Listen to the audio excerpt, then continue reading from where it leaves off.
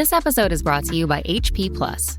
In a world full of smart devices, isn't it about time your printer got smart too? Now printing is smart with HP Plus, and the HP Smart app is how it all happens. You can print from your phone with just a tap, no matter where you are, even from your garage/home office/yoga studio. Huh, that is smart. HP Plus. Learn more about smart printing at hp.com/smart. The kitchen is closing. I'm announcing the winner right now. But there's no need to wonder why. Who are you? Yorick. I'm Jared Hall from Entertainment Weekly, and here's what to watch on Monday, September 13th. We're counting down today's top 3 must-see picks from TV and movies. But first, your entertainment headlines. Across 3 ceremonies this weekend, the Television Academy started handing out Emmys at the Creative Arts ceremonies. Among the highlights, RuPaul won Outstanding Reality Host for the 6th year in a row. RuPaul's Drag Race Untucked also picked up its first Emmy for Outstanding Unstructured Reality Program. Those 2 trophies take RuPaul's Emmy total to 10, tying the Emmys record for most wins by a black artist. He could break the record should RuPaul's Drag Race win Outstanding Reality Competition this Sunday.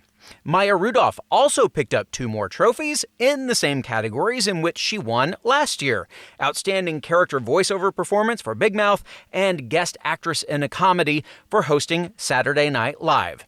The WandaVision song Agatha All Along also won for Outstanding Original Music and Lyrics. Bo Burnham picked up 3 trophies for his special, Inside, Writing, Music Direction, and Directing. It could pick up a 4th on Sunday for Variety Special Pre-Recorded. Dave Chappelle and Courtney B. Vance won Guest Actor in a Comedy and Drama, respectively, for Saturday Night Live and Lovecraft Country. Claire Foy won for Guest Actress in a Drama for her very short appearance in Season 4 of The Crown. Check out the full list of winners at EW.com. And those weren't the only awards handed out this weekend. The MTV VMAs were Sunday night in Brooklyn, and Lil Nas X took home Video of the Year honors for Montero, Call Me By Your Name.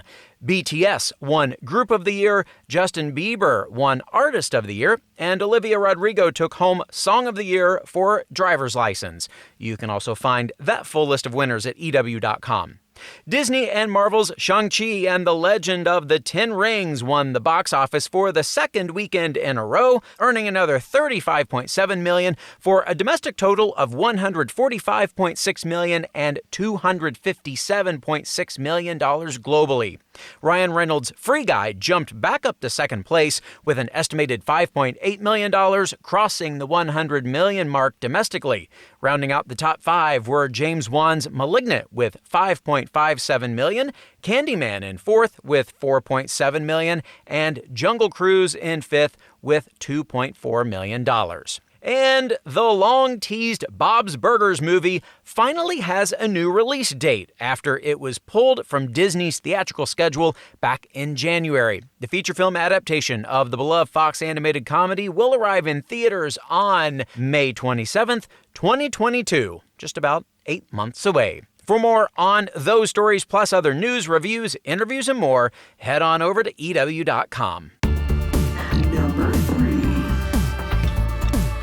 All right, let's fire up today's picks, starting with number 3, the season finale of Hell's Kitchen Young Guns. As the culinary competition's 20th season wraps up, host Gordon Ramsay plans an emotional reunion for the 3 remaining chefs before they're tasked with cooking a 5-course dinner service scored by celebrity judges. After one of the 3 is eliminated, the final 2 chefs will pick their brigades from a pool of their former opponents and compete in their final dinner service. Here's a clip from the finale. First up, do you get full reign? I'm running the Good.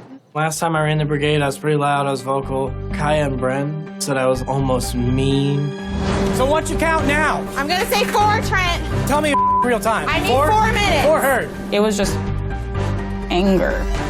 It's all in the past. It was part of the competition. Hopefully, they don't have some kind of animosity towards me. My fish is trout and lobster tail. You're taking the trout, you're putting it in a hot pan, searing the skin side down.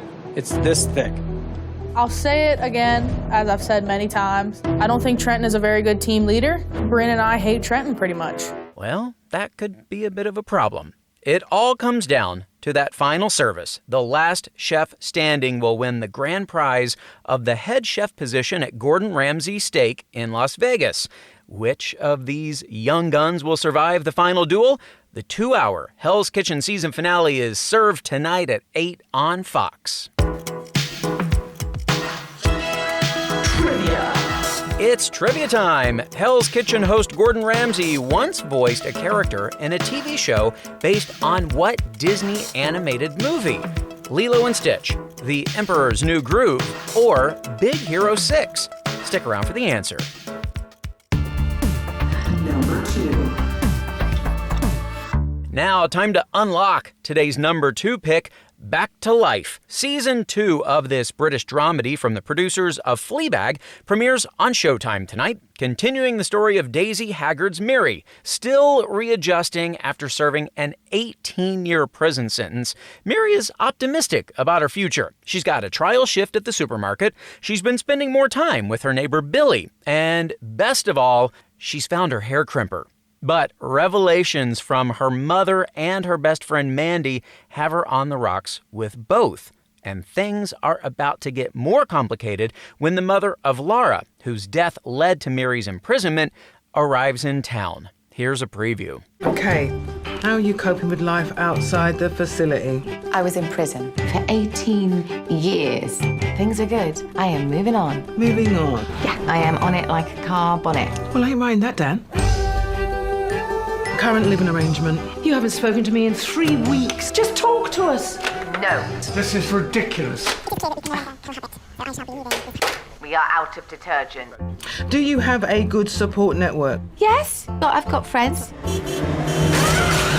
Someone tried to ram me last night. TMI. No, they tried to run me over in a car. Fans of Fleabag and of Haggard's performance on FX's Breeders will definitely want to check this one out. Back to Life comes back tonight at 10 on Showtime.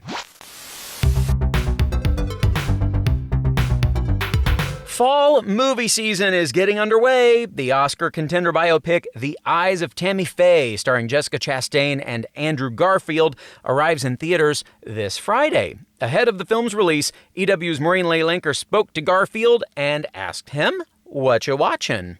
I'm rewatching The Wire, especially in the wake of Omar, of Michael's passing. I'm starting to rewatch that just because, it's always good to watch The Wire, but to lose a profound talent like that, you kind of want to go back and savor all of the gifts that an actor like that has given people. So I'm just diving back into Michael K. Williams' work a little bit right now. Well, if you have never seen Williams' work on The Wire, it is a must-watch. The actor, who died at age 54 a week ago, played the notorious stick-up man Omar Little on the HBO drama. It remains his most acclaimed and iconic role. The full series is available to stream on HBO Max.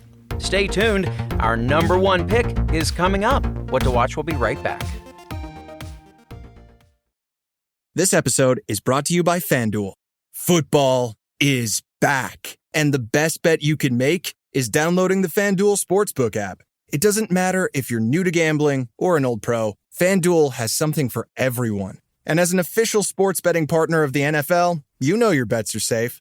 There's also never been a better time to use FanDuel, because right now, you'll get up to $1,000 back if your first bet doesn't win. You can even turn a small wager into a big payday with a same-game parlay bet. Just sign up with the promo code Spotify to place your first bet risk-free on FanDuel Sportsbook. Download FanDuel today. 21 plus and present in Virginia. First online real money wager only. Refund issued as non-withdrawable site credit that expires in 14 days. Restrictions apply. See terms at sportsbook.fanduel.com. Gambling problem? Call 1-800-GAMBLER. Welcome back to EW's What to Watch. This week in entertainment history, dun dun, Law & Order premiered on NBC 31 years ago today on September 13th, 1990. The series' original cast featured George Zunza as Police Sergeant Max Greevey, Chris Noth as Junior Detective Mike Logan, and Michael Moriarty as Assistant District Attorney Ben Stone. At the time, Law & Order was noted for its then innovative structure, combining a police procedural in episodes' first halves with a courtroom drama in their second halves. In his original review of the series, EW's Ken Tucker wrote, quote, "It's a little gimmicky, but it works, primarily on the strength of the cast. It's rare enough for a series to have one character as good as either Zunza's or Moriarty's. Having two in the same show is a primetime gift." Law & Order would, of course, spawn an entire universe of spin-offs, including the still going strong Special Victims Unit. The original series ended in May 2010 after 20 seasons.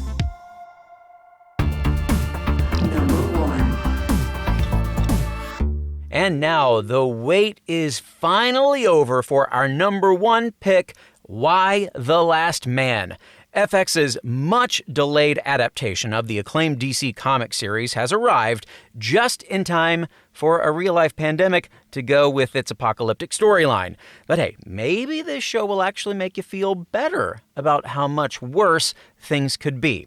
Y is set in a world where a cataclysmic pandemic wipes out every mammal with a Y chromosome, except for one cisgender man and his pet monkey. Meanwhile, his U.S. Senator mother, played by Diane Lane, becomes the new president of the United States after all the men in line in front of her drop dead.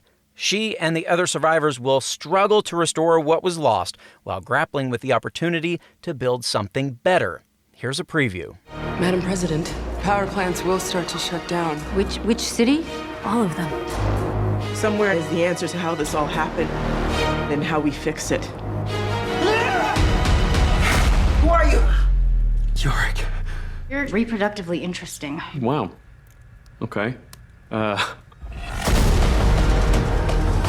People are gonna have to pick sides. They are hungry.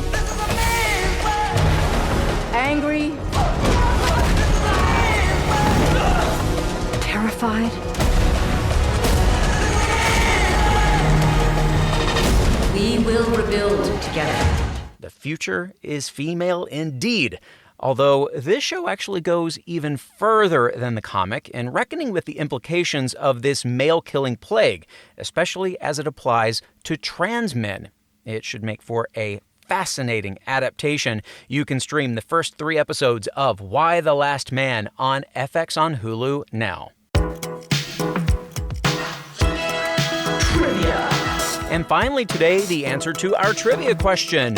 Gordon Ramsay once voiced a character in a TV show based on what Disney animated movie? Lilo and Stitch, The Emperor's New Groove, or Big Hero 6? You might marvel at the answer. It's Big Hero 6. Ramsay voiced Bolton Gramercy, a hot-tempered chef loosely based on, well, guess who? Well, that is going to do it for today's episode. We'll have more news and must-see picks for you tomorrow, so be sure to follow or subscribe to What to Watch so you don't miss our daily recommendations, more of which can be found at EW.com. I'm Senior TV Editor Jared Hall. You can find us on Twitter at EW and at Jared Hall. Thanks so much for listening, and have a great day. What to watch? Today's episode of What to Watch was written by Tyler Aquilina, edited and produced by Joshua Heller, hosted and produced by Jared Hall, and executive produced by Shayna Naomi Krochmal and Carly Usden.